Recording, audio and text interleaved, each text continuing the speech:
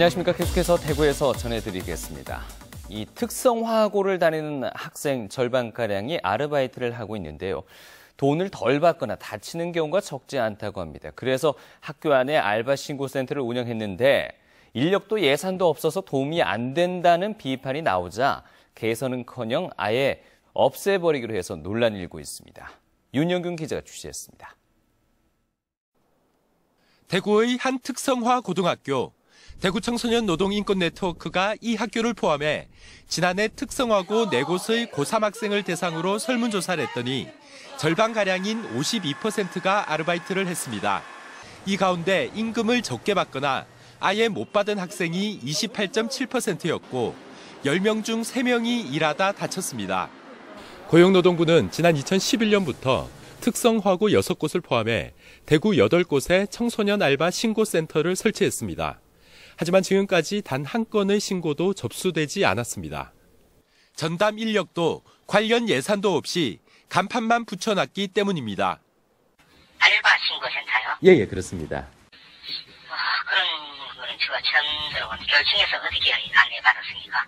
올해 안 해가지고 들은 붙어 있었는데 국가판 같은 게 그거를 제거를 했거든요, 이미. 사실상 방치되고 있다는 비판이 나오자 대구시 교육청은 이 알바 신고센터를 폐지하기로 결정했습니다. 알바 신고센터가 저희들 교육청에서 설치한 것도 아니고 그게 대구지방고용노동청에서 설치한 거라서 저희들이 어떻게 전담 인력을 파견하거나 이렇게 할 형편이 안 되기 때문에 알바 신고센터를 내실 있게 운영하고 모든 고등학교로 확대할 것을 요구하던 청소년 인권단체는 황당하다는 반응입니다. 청소년 노동자들의 기본적 인권이나 노동권이 그만큼 후퇴될 수밖에 없고 음지로 갈 수밖에 없다는 거죠. 결국은 또 그 피해는 청소년들한테 볼 수밖에 없는 이런 악순환에 있다는 거죠. 전국적으로 설치된 알바 신고센터는 210여 개. 청소년 알바생을 위한다며 요란스럽게 간판만 내걸었다가 슬그머니 사라지고 있습니다. MBC 뉴스 윤영균입니다. 대구에서 발생한 여고생 집단 폭행 사건과 관련해서 경찰 수사의 문제점 집중 보도해드렸는데요. 학교 폭력에 대처하는 교육당국의 시스템도 심각한 문제가 있습니다. 교육부 평가에 치중하다 보니 통계 따로, 실태 따로인 현실. 도성진 기자가 집중 취재했습니다. 여고생 김모양과 중학생 이모양이 집단 폭행을 당한 건 지난달 중순입니다. 방학 후 진학하는 시기라 피해 학생들은 교육당국에 알리지 못했고 개학 후에도 학교는 이들의 피해를 눈치채지 못했습니다.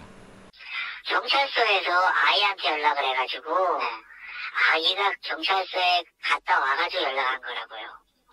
보복에 대한 두려움이 크고 특히 감수성이 예민한 시기다 보니 크고 작은 피해가 이어졌지만 피해 학생들은 학교에 알리기가 쉽지 않았습니다.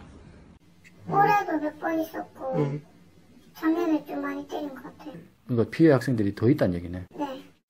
학교폭력 실태조사가 도입된 지난 2012년부터 학교폭력을 당했다는 피해 응답률은 점점 줄기 시작해 최근에는 전국 최저 수준을 기록하고 있습니다. 대구교육청은 이 자료를 근거로 대구가 학교폭력에서 가장 안전한 도시라고 자부하고 있습니다. 하지만 교육부 지침을 어기고 비밀이 보장되지 않는 장소에서 집단 조사를 하거나 조사 참여를 강제하다 감사원 감사에 적발되기도 해 조사의 신뢰성은 의문인 상황. 교육부 학교알림위에 공개된 학교폭력 피해 학생 수로 보면 대구는 전국 최상위권이고 학생 1000명당 학교폭력 건수나 관련 학생 수 역시 전국에서 가장 많습니다. 이에 비해 학교폭력 예방교육 시간은 전국 평균에 비해 2~3배 이상 많은 것으로 나타나 통계와 실태, 예방 노력이 엇박자를 내고 있습니다. 초중고중의 가장 큰 문제는 중학교 학생들의 이제 학교 폭력의 그런 문제입니다. 우리 교육당국에서는 이제 교육부의 이제 실적 위주로, 형식적인 위주로 운영을 하다 보니까 그런 문제가 많이 발생한다고 저는 봅니다. 교육부가 교육청 평가 항목에 예방교육 시간이나 실태조사 참여율 같은 수치에 비중을 두다 보니 교육청도 여기에 치중하고 있는 겁니다. 학교 폭력의 실상은 적게 반영하고 효율성 낮은 실적은 높게 평가하는 우리의 교육 시스템이 학교 폭력의 골을 더 깊게 만드는 건 아닌지 되짚어볼 때입니다. MBC 뉴스 도성진입니다. 새누리당의 유승민 의원 공천 결론이 오늘은 나올지 관심이 쏠리고 있습니다. 공천관리위원회가 오늘 결론을 내려주면 오늘 밤 새누리당 최고위원회의에서 추인하는데 공관위가 오늘 최종 결정을 내릴지는 불투명한 상황입니다. 정치권에서는 공관위가 후보 등록일 전날인 내일 밤 자정까지 결론을 내리지 않고 유 의원 스스로 무소속 출마 여부를 결정하도록 할 가능성도 있다고 보고 있습니다. 이런 가운데 친유승민계로 분류되는 대구 서구 공천을 받은 김상훈 의원은 오늘 한 라디오 방송에서 유 의원이 출마 포기보다는 무소속 출마를 강행할 것으로 예상한다고 밝혀 유 의원의 무소속 출마에 무게가 실리는 게 아니냐는 관측도 제기되고 있습니다. 네, 지난 주말 공식 개장한 대구 삼성라이온즈파크에서 오늘부터 프로야구 시범 경기가 시작됐습니다. 삼성라이온즈는 오늘부터 오는 27일 일요일까지 매일 오후 1시부터 대구 삼성라이온즈파크에서 시범 경기를 벌인다고 밝혔습니다.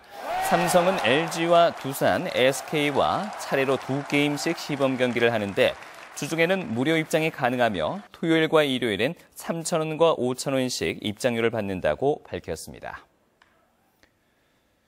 경북지방경찰청 여성청소년 수사계는 지난해 12월 25일 자정쯤 영주시 자신의 집에서 잠에서 깨어난 5개월 된 딸이 울음을 그치지 않자 목말을 태우고 달래다 방바닥에 떨어뜨린 뒤 방치해 결국 숨지게 한 혐의로 아버지 37살 김모 씨를 긴급 체포했습니다.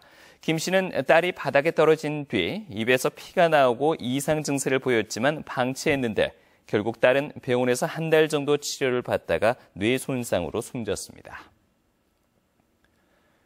동북지방통계청에 따르면 지난해 대구의 생활물가 지수는 109로 4년 전보다 4.2% 올라서 7대 특별광역시 가운데 서울 다음으로 많이 올랐습니다.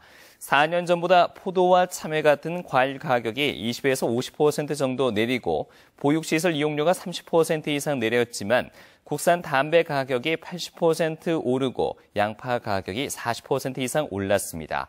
지난해 기준 경북의 생활물가 지수는 106.9로 4년 전보다 1.8% 올라서 강원도와 충남에 이어서 세 번째로 상승률이 낮았습니다.